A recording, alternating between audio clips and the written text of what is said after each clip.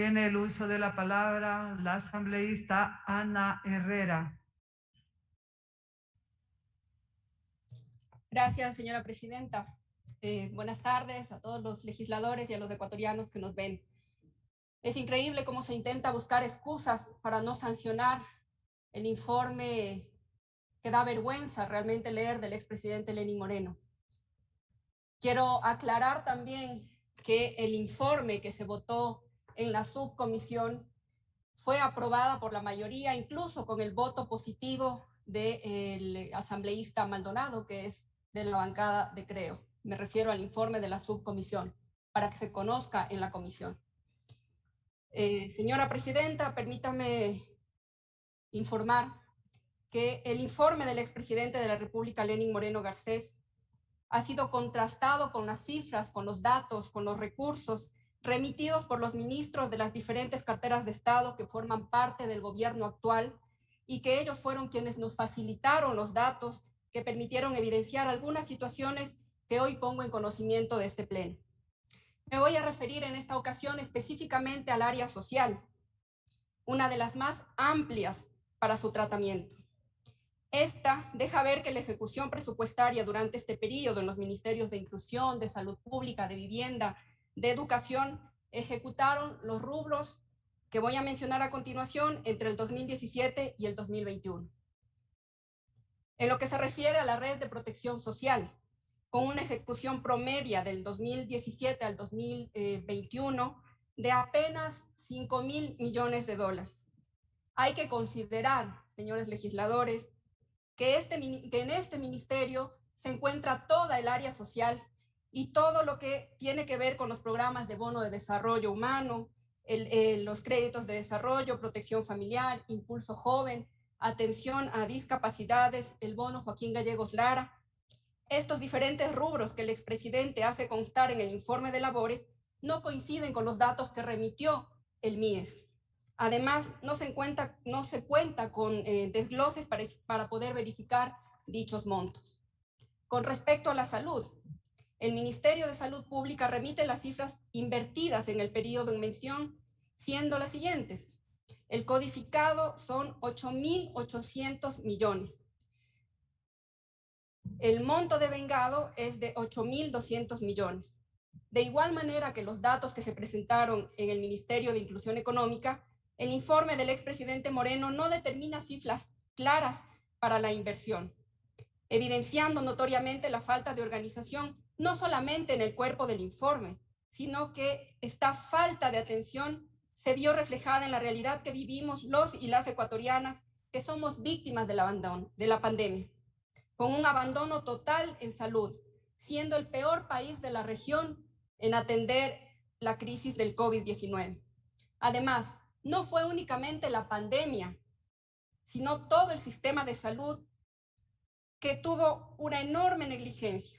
No podemos borrar de nuestras mentes ni de nuestra memoria los cadáveres tirados en las calles, la negligencia de las diferentes autoridades de turno frente a los ministerios que ni siquiera fueron capaces de coordinar los unos con los otros. Es decir, siempre fue negligente el accionar del expresidente Moreno, poniendo en claro la falta de interés por buscar soluciones que hubiesen servido para salvar las vidas de miles y millones de ecuatorianos. Esas vidas no eran de desconocidos, esas vidas eran de familiares, de amigos, de vecinos, y esas vidas se convirtieron en un verdadero calvario a no encontrar, por ejemplo, los restos de las personas que fallecían. Pensar que no controló el tema de la malversación de fondos en la compra fraudulenta de insumos médicos, fundas para cadáveres con sobreprecios, entregas de vacunas VIP y muchas otras acciones que realmente deberían ser investigadas, al igual que las personas que infringieron en estos delitos y hoy por hoy se encuentran muy tranquilos sin ningún tipo de sanción. A eso se sumó el reparto de hospitales, la corrupción de la que tanto hablaba, esa de la que hizo caballo de batalla, pero que al final siempre terminó dándonos la razón cuando decíamos que los corruptos siempre fueron ellos. Cuando hablamos de vivienda, otro de los aspectos que llama la atención en el informe remitido por Moreno son los números de casas entregadas y que ya antes se mencionaron aquí. En ese informe indica que se construyeron 125,000 viviendas. Cuando recibimos la información del Midubi, se evidencia que las casas construidas desde el 2017 al 2021 son nada más que 37,295 viviendas y que un buen porcentaje, además, han sido construidas con subsidios parciales e intereses preferenciales, y muy pocas de esas viviendas han sido subsidiadas. Todo esto refleja lo que hizo Moreno en su periodo presidencial por el área social. Nada comparado a las necesidades que tenemos los ecuatorianos, en especial en los sectores más olvidados, los sectores más empobrecidos, donde sobrevivir es el reto diario de nuestra gente. La falta de consistencia en los datos se repite en cada uno de los acápites analizados. Así, en lo referente a préstamos hipotecarios, que el informe detalla son 200,000 familias, cuando en realidad fueron 52,009 a diciembre del 2020, acorde a los datos que nos remitió el Midubi. Hemos concluido entonces que es claro que en materia de vivienda en el informe presidencial se sobrevaloraron notablemente las cifras frente a la realidad, tanto en número de viviendas como en los recursos asignados para su construcción. Si hablamos de educación, el Ministerio de Educación remite las cifras en torno a la ejecución del periodo 2017-2021, siendo un total de $1,105 millones entre gasto corriente e inversión. Cifras que nuevamente no se pueden evidenciar en el informe del expresidente Moreno, pues al ser un informe escueto, simplón, no permite que se comparen cifras que puedan además determinar cuál fue la verdadera inversión en educación, tanto en educación inicial, en educación básica, en bachillerato y en educación superior. Dice el informe de Moreno que se aumentaron los cupos de ingreso a las universidades, cuando claramente las cifras de educación superior entregadas por el Mineduc a junio del 2021 tienen un reporte de 190,482 cupos, y en el informe presidencial manifiesta que se incrementa en 50% el ingreso a la educación superior con 231,000 cupos adicionales. Mentira. La educación nunca fue prioridad para el gobierno de Moreno.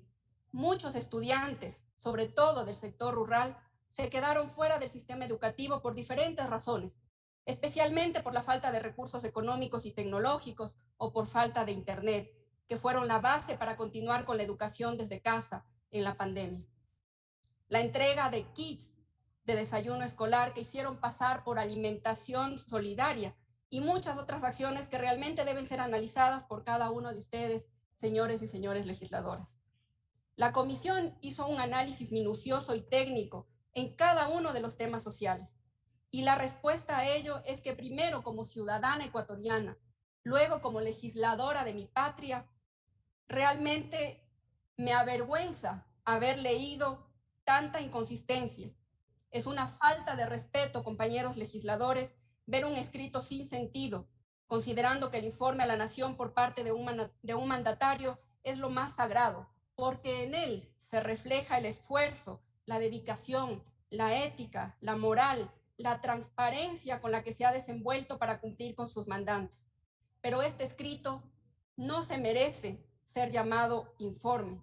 Es una burla más del expresidente Moreno hacia los y las ecuatorianas. Una burla, como muchas de las que expresaba en casos de relevancia para la institucionalidad y la presencia como país frente al pueblo y a los ojos del mundo. Les invito que saquen sus propias conclusiones y a pensar que nuestra gestión debe mantenerse íntegra para responder a las expectativas de quienes confiaron en nosotros a través de su voto. Hoy los ecuatorianos verán en este pleno quiénes están a favor de que se sepa la verdad, quiénes están a favor de transparentar las cifras. Hoy en este pleno sabremos quiénes están con el pueblo y quiénes no. Muchas gracias, señora presidenta.